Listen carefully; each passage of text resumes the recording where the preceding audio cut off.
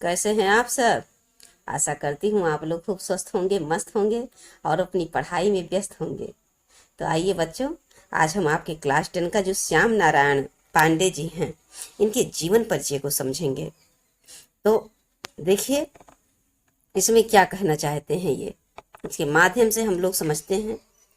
सबसे पहले इनके संक्षिप्त जीवन परिचय को देखते हैं बच्चों, जो हमारे लिए मोस्ट इम्पॉर्टेंट है परीक्षा की दृष्टि से।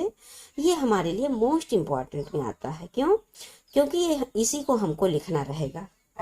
आप देखिए, इसी को हमको लिखना रहेगा। ये आप देख रहे हैं ना, ये बच्चों, ये आप देखिए, ये इसी पर ध्यान दीजिए आप। इसी प्रकार से आपको फ्लो चार्ट एग्जाम में बनाना रहेगा। जो भी कवि परिचय हो या लेखक परिचय हो, सबसे पहले आपको ये फ्लो चार्ट में उनका जन्म, जन्म स्थान, मृत्यु देख रहे हैं। ये देखिए, जन्म, जन्म स्थान, मृत्यु हो गया। ये देखिए मृत्यु कब हुआ है, फिर इनका कर्म क्षेत्र क्या रहा, अर्थात इन्होंने अपने कर्म क्षेत्र में क्या किया। इस तरह से चीजों के हम लोगों को पढ़ना रहेगा। तो आइए बच्चों, अब हम देखते हैं। ये देखिए मुख्य रचनाएं, हल्दी घाटी है इनका, जो हमारे सिलेबस में है। अगले इसके बाद हम वही पढ़ने वाले हैं, समझने वाले हैं। और देखिए बच्चों, जौहर तुमुल, इतना ही आप याद कर लीजिए, समझ लीजिए, आप एग्जाम में एकदम कंप्लीटली क्लियर कर लेंगे। हल्दी घाटी, जौहर तुमुल, रूपांतरण और आरती, और फिर ये हनुमान, जय हनुमान आदि। और बच्चों अन्य में देखिए, जौहर जो है ये द्वितीय महाकाव्य है। पूछ ले कि जौहर किस प्रकार की रचना है, तो आप बताएंगे द्वितीय महाकाव्य है। और इनको पुरस्कार क्या कहते हैं, देव पुरस्कार मिला था पुरस्कार में। और प्रसिद्ध ये किस लिए थे, तो बच्चों ये वीर रस के लिए प्रसिद्ध थे। शुद्ध साहित्यिक खड़ी बोली इनकी बोली थी, भाषा थी बच्चों। और शैली ये मुक्तक और क्या कहते हैं, प्रबंध था इनका। शैली कैसा था, मुक्तक था और प्रबंधात्मक था। और तीसरा देखिए बच्चों, ये साहित्य में इनका स्थान देखिए, तो साहित्य में इनका स्थान राष्ट्र कवि के रूप में, आपके मैथिली शरण गुप्त प्रथम राष्ट्र कवि के रूप में जाने जाते हैं ना बच्चों। इसके बाद देखिए इनको भी राष्ट्र कवि रूप की उपाधि मिली हुई है। तो आइए अब हम नेक्स्ट चलते हैं और इनके बारे में डिटेल समझते हैं। देखिए हमने संक्षिप्त में समझ लिया बच्चों। इनका जन्म देखिए, जन्म डुमराव गांव, आजमगढ़, उत्तर प्रदेश में। और जन्म स्थान, जन्म मतलब 1907 में, और स्थान ये डुमराव गांव, आजमगढ़, उत्तर प्रदेश में पड़ता है। और मृत्यु, तो ध्यान दीजिएगा बच्चों, जन्म 1907 में कौन, श्याम नारायण पांडे, और मृत्यु 1991। इनका जो हल्दी घाटी है बच्चों, ये मोस्ट इम्पॉर्टेंट है, समझ रहे हैं। ये हल्दी घाटी आपका मोस्ट इम्पॉर्टेंट है, इसको आप याद करके रखिए। इसको भावार्थ को समझ लीजिए, परीक्षा की दृष्टि से आपकी ये काफी महत्वपूर्ण रखते हैं। इसीलिए हमने इनको सोचा कि हम कोई भी चीज आपका छोड़े के नहीं, सारी चीजों को पढ़ाते हुए चलेंगे। क्यों? क्योंकि कोई भी चीज छूटने ना पाए, एक भी नंबर आपका कहीं से लेकिन ना रहे, आप हर तरह से पूरी तरह से रेडी रहें। तो आइए बच्चों, हम श्याम नारायण पांडे जी को विस्तार से समझ लेते हैं। तो देखिए, श्याम नारायण पांडे जी क्या हैं।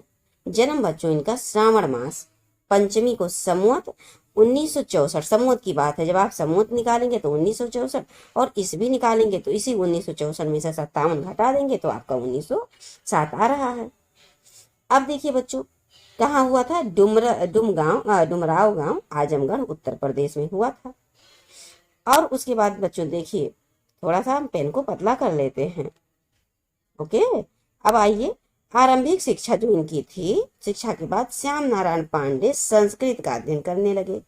किसका अध्ययन करने लगे बच्चों, तो संस्कृत का अध्ययन करने लगे। और कहाँ किया इन्होंने, तो काशी, वर्तमान जो बनारस जिसे कहते हैं, वहां पर इन्होंने संस्कृत की शिक्षा प्रारंभ कर दी। अब देखिए बच्चों, काशी से इन्होंने साहित्याचार मतलब साहित्य के आचार की परीक्षा भी उत्तीर्ण करी। स्वभाव से सात्विक व्यवहार के थे, हृदय से विनोदी थे, सरल थे, और आत्मा से परम निर्भीक, बिना डर वाले थे, मतलब निर्भीक अर्थात निडर थे। और पांडे जी के स्वस्थ हष्ट पुष्ट व्यक्तित्व में शौर्य, सत्व और सरलता का अनूठा मिश्रण था बच्चों। उनका जो क्या, पांडे जी का जो स्वस्थ हष्ट पुष्ट शरीर था, उनमें व्यक्तित्व में शौर्य था, सत्यता थी, और क्या कहते हैं, सरलता का अनूठा मिश्रण देखने को मिलता था बच्चों। देखिए, संस्कार द्विवेदी युगीन, समझिए बच्चों, ये द्विवेदी युगीन के थे। द्विवेदी युगीन दृष्टिकोण उपयोगितावादी और भाव विस्तार मर्यादावादी व्यक्ति थे। कैसे थे श्याम नारायण पांडे जी?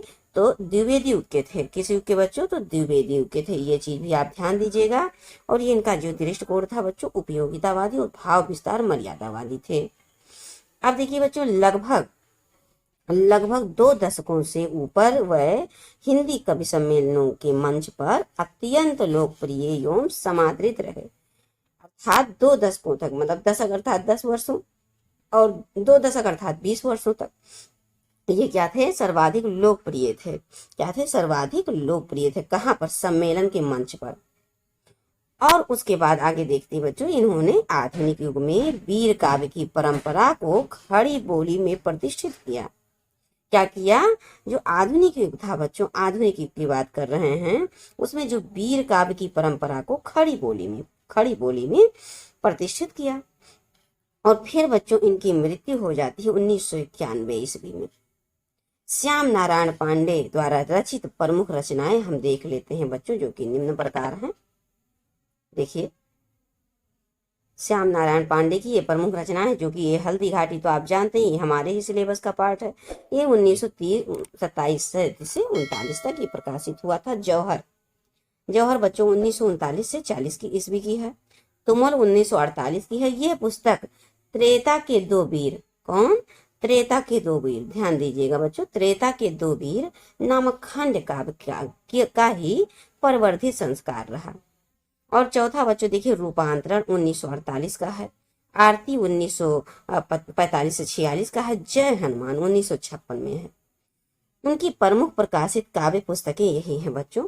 अब देखिए, माधव, रिमझिम, आंसू के कण, गोरा बध, उनकी प्रारंभिक लघु कीर्तियां हैं, छोटे छोटे कीर्तियां हैं ये सब। कौन? माधव।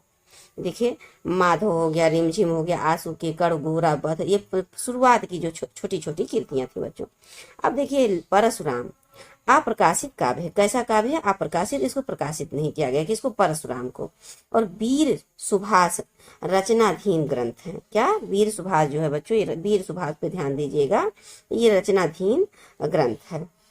अब देखिए, आगे हम फिर बढ़ते हैं इनके भाषानाद। अब इनके बारे में और समझ लेते हैं। भाषा नाद से आगे बढ़कर भावोत्साह अर्थात भाव उत्साह की दृष्टि से कवि ने रचना को रसमय बनाया। अर्थात अपने भावों को भरते हुए अपनी कविता में उसको रोचक बनाया, पढ़ने में आनंद महसूस अर्थात रसमय बनाया। यहाँ भाषा नाद और अंतर्भाव अर्थात अंतरात्मा का भाव का सामंजस्य कवि कला की न्यूनता का प्रमाण है। बीच बीच में सुंदर प्रकृत वर्णों की उत्फुल्ल योजना भी रही। अर्थात इनके कविता में बीच बीच में सुंदर प्राकृतिक वर्णों का भी उल्लेख किया गया है। भाषा तत्सम प्रधान था। कैसा था? तत्सम आप जानते हैं बच्चों, जो संस्कृत के शब्द सीधे सीधे हमारे हिंदी में प्रयोग हो जाएं उसको तत्सम कहते हैं। वही कह रहे हैं, तत्सम प्रधान होकर भी प्रवाह में रहा और बोलचाल में जो उर्दू शब्दों को अपनाती चली गई। बोलचाल में जो उर्दू शब्द, क्योंकि पहले जमाने में उर्दू शब्द ज्यादा प्रचलित थे, उसमें बच्चों देखिए तलवार, घोड़ा, बछे आदि के फड़का देने वाले वर्णन अत्यंत लोकप्रिय हैं। अर्थात इनकी कविता है बच्चों, तलवार, घोड़ा, बछे, ये सब अत्यंत वीर रस वाली क्या है कविता हैं। अब देखिए, लोकप्रिय हैं ये ग्रंथ में कुल 27 सर्ग हैं। ग्रंथों में इनके कुल 27 सर्ग हैं। और इस रचना पर पांडे जी को देव पुरस्कार भी मिला। तलवार, घोड़ा, बछे। और उसके बाद बच्चों हल्दी घाटी जो कि महाकाव्य है। किसका है? महाराणा प्रताप और अकबर के बीच प्रसिद्ध जो ऐतिहासिक युद्ध रहा बच्चों, उस पर लिखा गया। इनका प्रथम ये महाकाव्य है। कौन? हल्दी घाटी। ये हमारे चैप्टर का हिस्सा, इसको हम पढ़ेंगे। प्रताप के इतिहास, प्रसिद्ध शौर्य, त्याग, आत्म बलिदान, स्वातंत्र प्रेम एवं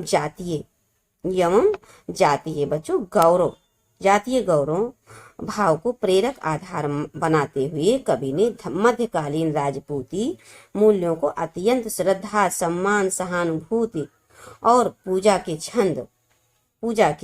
छंद पुष्प अर्पित किए हैं। फिर से समझिए बच्चों, इसको क्या कह रहे हैं ये, यहाँ से हम फिर से समझते हैं।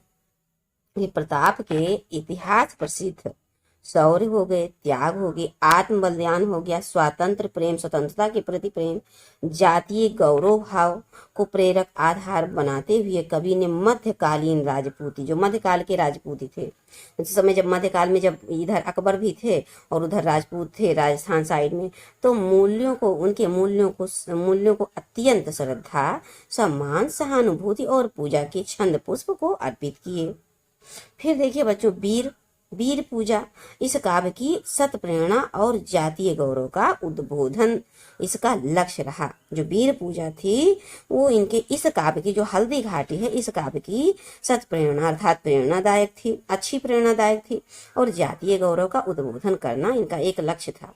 हल्दी घाटी कविता में स्वतंत्रता प्रेम एवं स्वाभिमान की रक्षा हेतु हल्दी घाटी की रणभूमि में अकबर की सेना के विरुद्ध मेवाड़ केसरी महाराणा प्रताप के अप्रतिम शौर्य, प्रभावशाली रण कौशल अर्थात रण में जो उनकी कुशलता थी, युद्ध भूमि में सैन्य नेतृत्व करना, शत्रु सेना पर उनके संहारक प्रहार आदि घटनाओं का बड़ा ही सजीव वर्णन हुआ है बच्चों। तो यही इनका था श्याम नारायण पांडे का जीवन परिचय बच्चों। तो अब हम आपको मिलते हैं नेक्स्ट क्लास में हल्दी घाटी को लेकर। तो चलते चलते बच्चों छोटी सी रिक्वेस्ट, जी हाँ बच्चों, आप सब जानते हैं कि चैनल को सब्सक्राइब करें और वीडियो को लाइक करें और अपने फ्रेंड सर्कल में बच्चों इसको शेयर करने का प्रयास करें। जितने 9 to 10 क्लास 12 बच्चे हैं बच्चों, यहाँ से हम ना क्लास 9, 10 और 11 और 12 ये 4 क्लासेज के जो हिंदी विषय हैं इसका संपूर्ण पाठ्यक्रम प्रोवाइड कर रहे हैं।